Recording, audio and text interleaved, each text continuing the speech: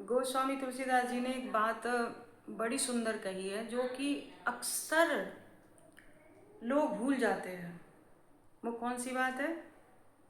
प्रारब्ध पहले बना, पीछे बना शरीर, और तुलसी चिंता क्यों करे, भजले श्री रघुवीर।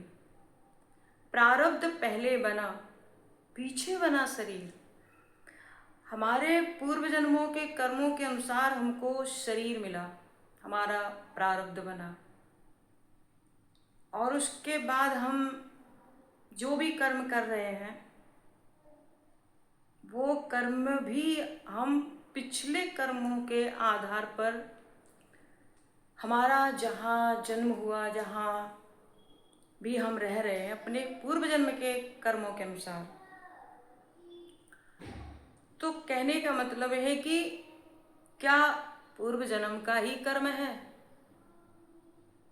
जो कुछ भी हमारी लाइफ में होता है? पूर्व जन्मों का कर्म तो होता है, परंतु इस जन्म में, जैसे पूर्व जन्म में जो कर्म किया उसका परिणाम तो मिलता ही है, अच्छा बुरा। परंतु व्यक्ति की आकांक्षा इतनी ज़्यादा है कि व्यक्ति का कर्म तो अच्छा था, वो बुरा बना लेता है। कैसे बुरा बना लेता है? लोभ से, लालच से, और हृदय में दया नहीं है। तो अगर जीवन सुंदर बनाना चाहते हो, संतुष्ट रहिए, क्योंकि जो आप अपने कर्म के आधार पर, आपको परिणाम, फल तो मिलेगा। भगवान श्री कृष्ण भी कहते हैं कि तू कर्म कर, फल की चिंता ना कर, फल मैं दूंगा, कर्म तुझे करना है। तो इंसान कर्म करे, फल भगवान देंगे, परमात्मा देंगे, और हमारा कर्म हमारे सामने आ भी जाता है।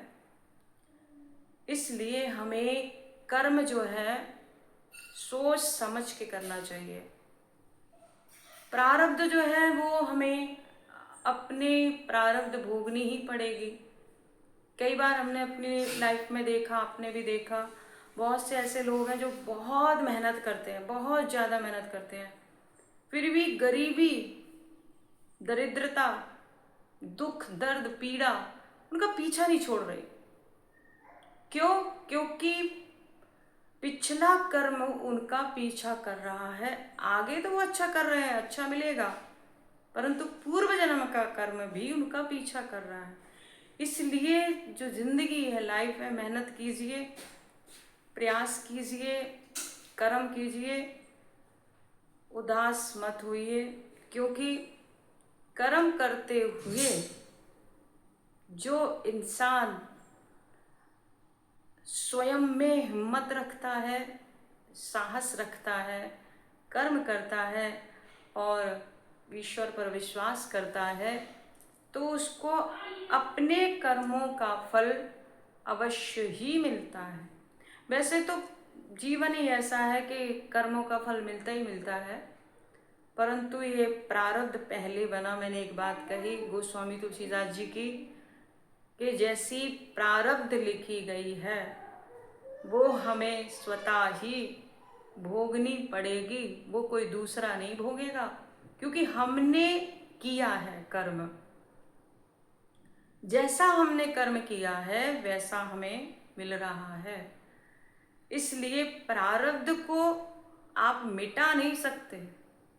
प्रारब्ध तो सिर्फ भोले बाबा मिटा सकते हैं, और भगवान नारायण मिटा